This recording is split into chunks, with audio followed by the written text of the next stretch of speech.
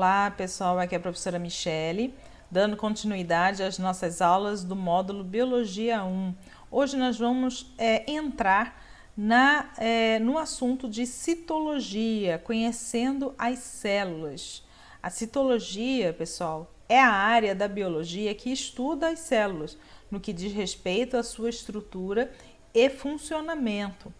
A partir da invenção do microscópio, a invenção do microscópio possibilitou a descoberta, né, dessa célula, né, e a constituição dos seres vivos, e assim inaugura um novo campo de investigação científica que é a citologia. Citologia vem de cytos, que quer dizer célula em latim, e logos, que quer dizer estudo. Então fica citologia, estudo da célula.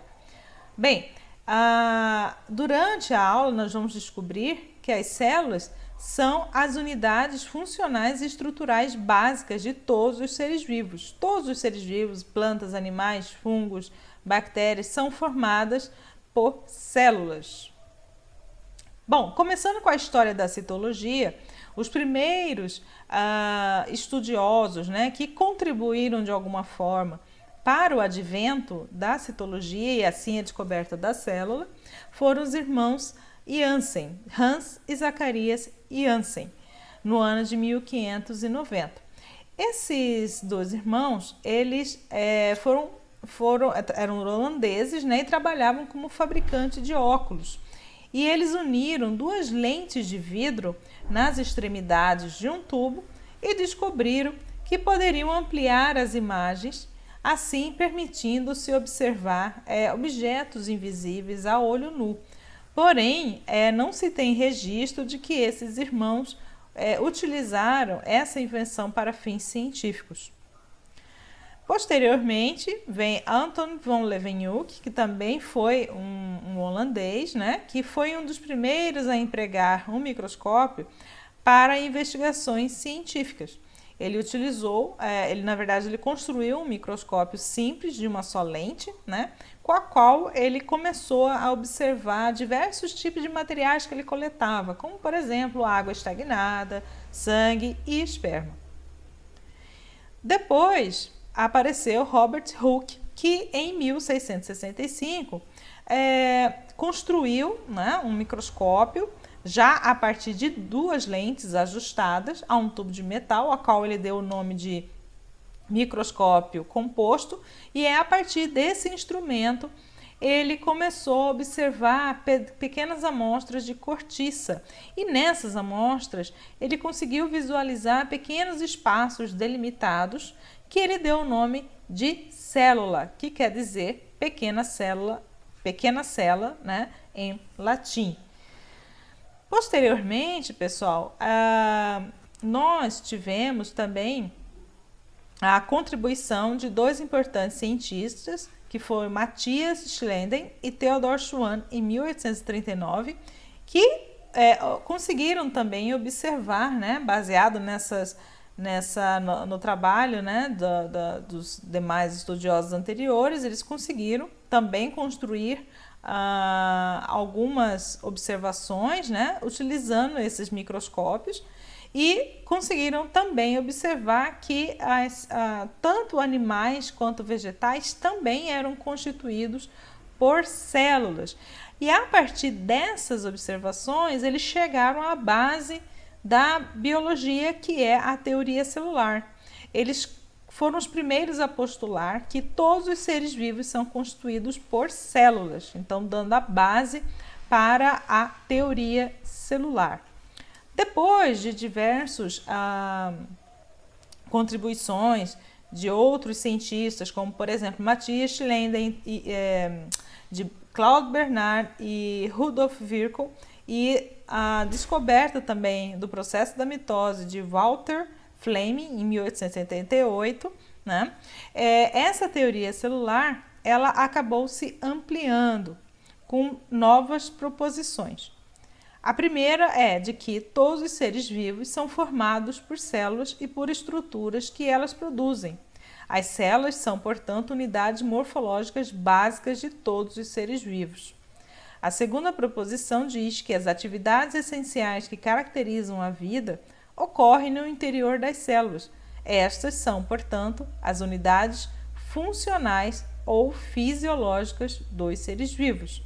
Então, aqui a gente percebe que na primeira se diz que as células são as unidades morfológicas básicas, ou seja, são as principais constituintes dos seres vivos.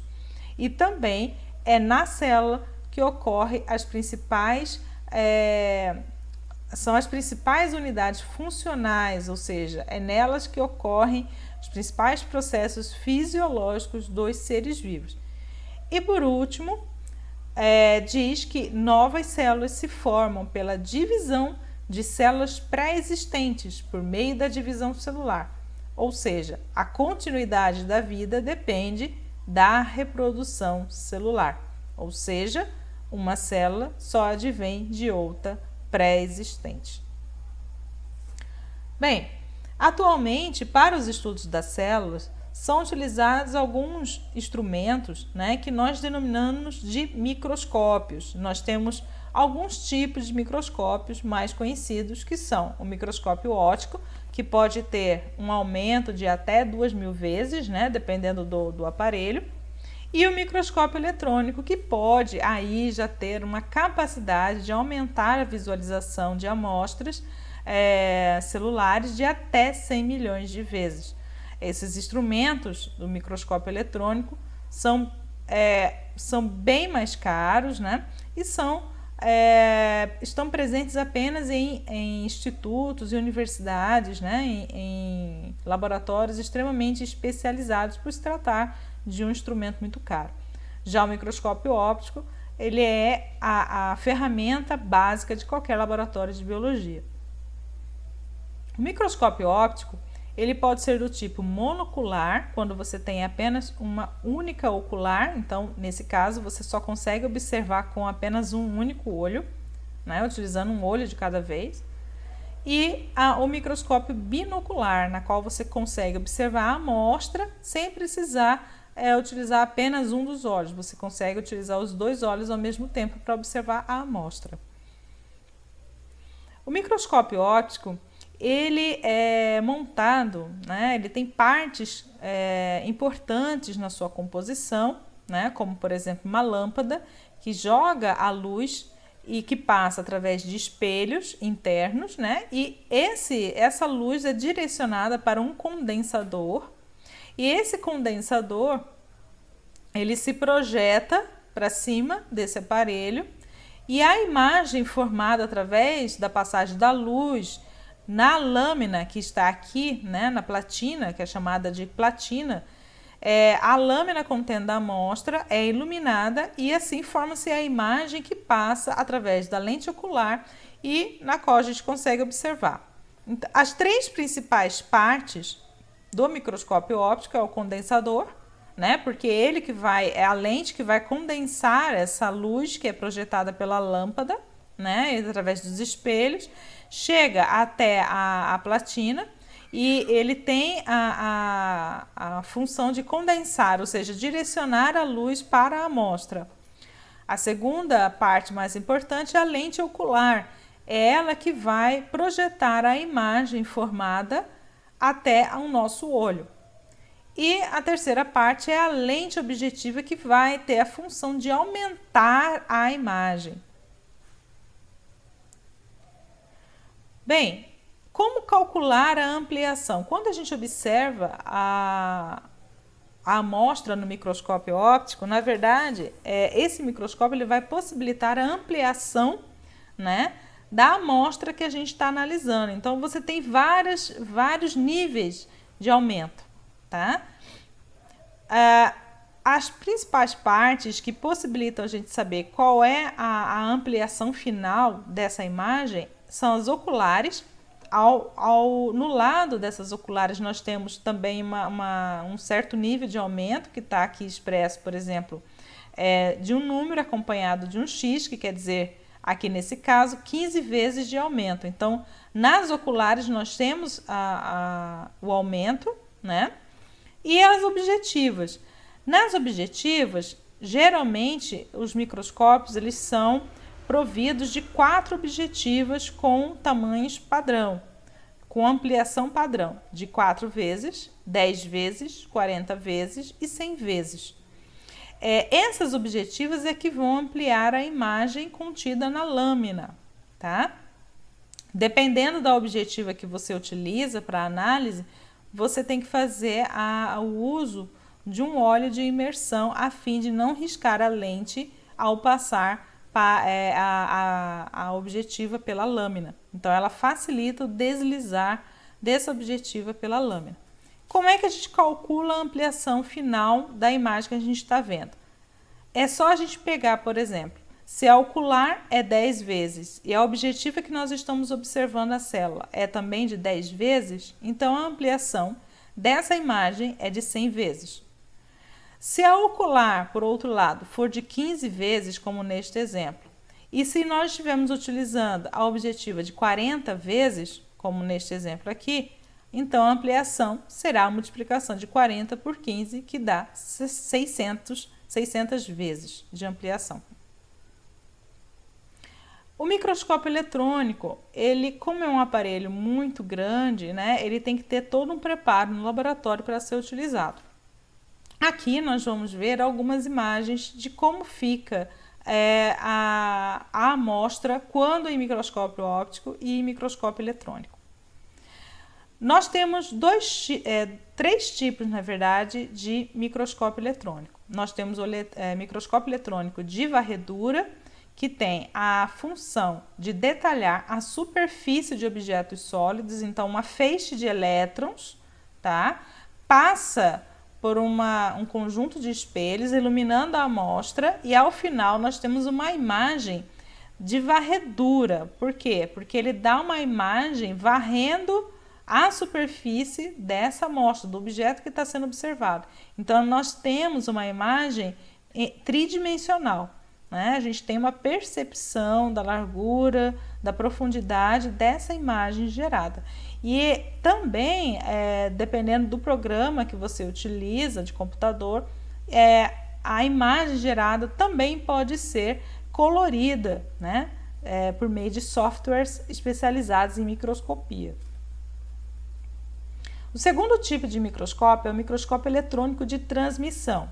Nesse caso, o feixe de elétrons ele não vai fazer a imagem superficial, mas sim ele vai atravessar o material biológico produzindo a imagem.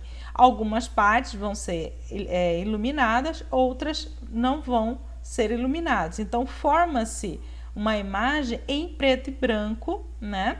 Dando aí uma ideia do interior dessa amostra.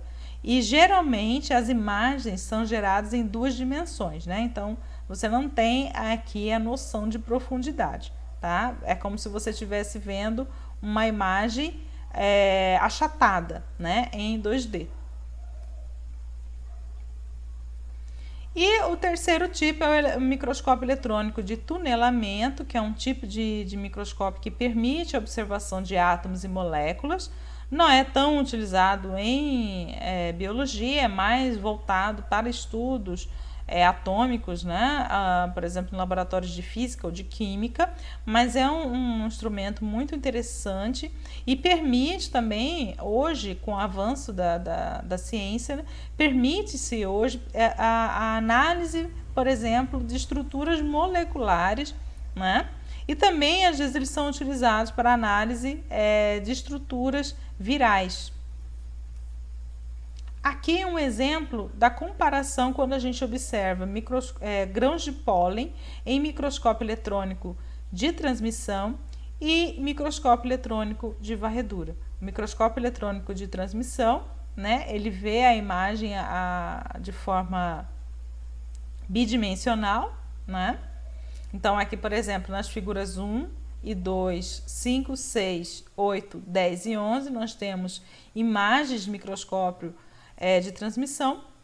E nas imagens 3, 4, 7, 9, 12 e 13, nós temos imagens de microscópio eletrônico de varredura, porque ele só dá aí a imagem da sua estrutura externa, né? Aí já é uma imagem em 3D. Bem, se a gente for utilizar uma escala dos tamanhos das células, das estruturas vivas, né, que nós temos aí no estudo dentro da biologia, nós podemos ter, por exemplo, células muito grandes, como as células de ovo, né, ovo de galinha, ovo de avestruz, que é a maior célula já estudada, né, conhecida, que tem cerca de 100 milímetros, né? Aí a gente vai diminuindo essa escala para milímetros, passando para micrômetros, que é essa letra U em grego, tá? Até chegar na escala de nanômetros, que é a escala atômica, né? A escala quântica, que é uma escala, assim, é o limite que nós podemos fazer análise utilizando microscopia, tá? Então, por exemplo, se a gente for analisar o que é possível ser observado em microscópio óptico ou eletrônico e o que é possível ser observado em olho nu, a gente diria, por exemplo, que até o óvulo humano a gente consegue observar a olho nu, tá? O óvulo humano, alguns ovos, né, de rã, o próprio corpo humano, né, de uma forma geral, né, toda a sua estrutura no organismo individualizado, mas algumas células, por exemplo, já não são possíveis de serem observadas a olho nu. Então, a gente já tem que utilizar um microscópio óptico para facilitar a observação. Então, bactérias, algumas organelas, células animais e vegetais de modo geral, né? A gente já tem que fazer o uso do microscópio. Agora, se a gente quer observar algumas estruturas com mais detalhes e tendo uma estrutura muito menor, como por exemplo organelas, membrana, né? Algumas estruturas proteicas, DNA, aí a gente já tem que fazer o uso do microscópio eletrônico. O microscópio eletrônico, ele tanto pode ser utilizado para se observar células que também são observadas no microscópio óptico, como também abrange outras estruturas que não são possíveis de serem observadas no microscópio óptico. Bom, as células são classificadas de diversas formas. Bem, nesse caso, a gente pode, por exemplo, classificar as células pelo número de células que elas são formadas. Por exemplo, os seres vivos, eles podem ser classificados em unicelulares, que são aqueles seres vivos que são formados por uma única célula, como por exemplo bactérias, algas e alguns protozoários, e seres pluricelulares, ou multicelulares, ou seja, aqueles seres vivos que são formados por múltiplas células, como por exemplo animais e vegetais de modo geral. Por outro lado, também a gente pode classificar as células por tamanho. Nós temos células microscópicas que têm menos do que 0,1 milímetro, né? E as macroscópicas que têm mais de 0,1 milímetro, que podem ser vistas a olho nu. Tá? A maioria dessas células, elas têm um tamanho variado, né? Que podem aí ser desde aquelas que não são possíveis de verem a olho nu, que você precisa fazer a utilização do microscópio óptico, como aquelas que são possíveis de você visualizar, inclusive pegar na mão, e eu vou mostrar aqui uma imagem de uma célula na nossa mão. Aí a gente, por exemplo, se a gente for pegar o ovo, a gema seria uma célula observável. Os gominhos da laranja, os gominhos que compõem a laranja, também são células que podem ser visíveis a olho nu. Agora, quais seriam as maiores células? Bom, as mais conhecidas, né, as documentadas, são as células da alga Valonia ventricosa, que uma única célula dela, né, cabe na nossa mão, né? Então, são as maiores células vegetais conhecidas. E a gema do ovo do avestruz é a maior célula animal conhecida.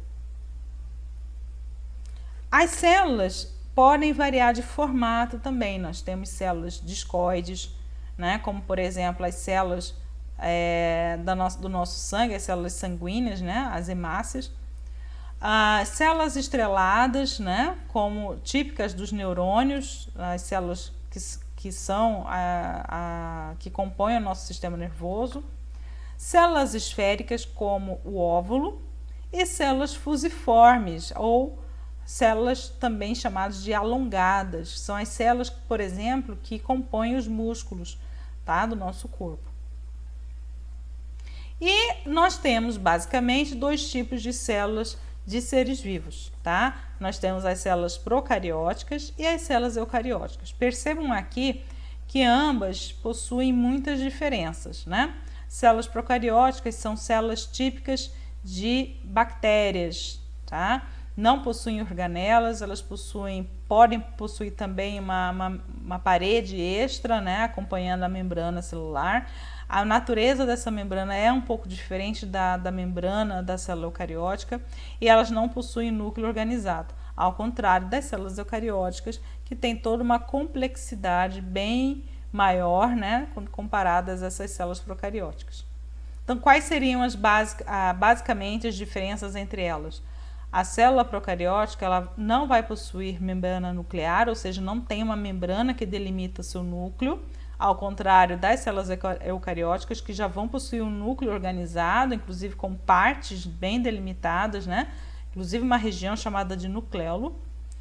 As células procarióticas elas não possuem organelas, nem organelas com membranas, ao contrário das células eucarióticas, que vão possuir uma grande variedade de organelas com membranas.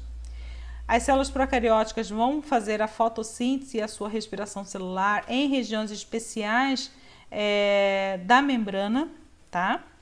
E ao contrário das células eucarióticas, que vão possuir organelas especializadas na fotossíntese, como por exemplo os cloroplastos, ou que são especializados na respiração celular, no caso as mitocôndrias. E quais seriam as estruturas básicas de uma célula? Então, basicamente uma célula ela é formada, no caso aqui, a célula procariótica, eucariótica principalmente. Basicamente, uma célula é formada por 3 partes. Nós vamos ver com mais detalhes nas aulas posteriores. A membrana, né, que é a capa que envolve a célula. O citoplasma, que é uma região que fica entre a membrana e o núcleo, tá? Lembrando que o citoplasma das células procarióticas não possui organela, tá? E o núcleo, que é a estrutura que vai controlar as atividades celulares, é a região responsável por organizar e controlar todas as atividades metabólicas da célula, tá? Lembrando que esse núcleo nas células procarióticas é desorganizado e não vai possuir uma membrana delimitando-a, certo? Então é isso, pessoal. Até a próxima aula.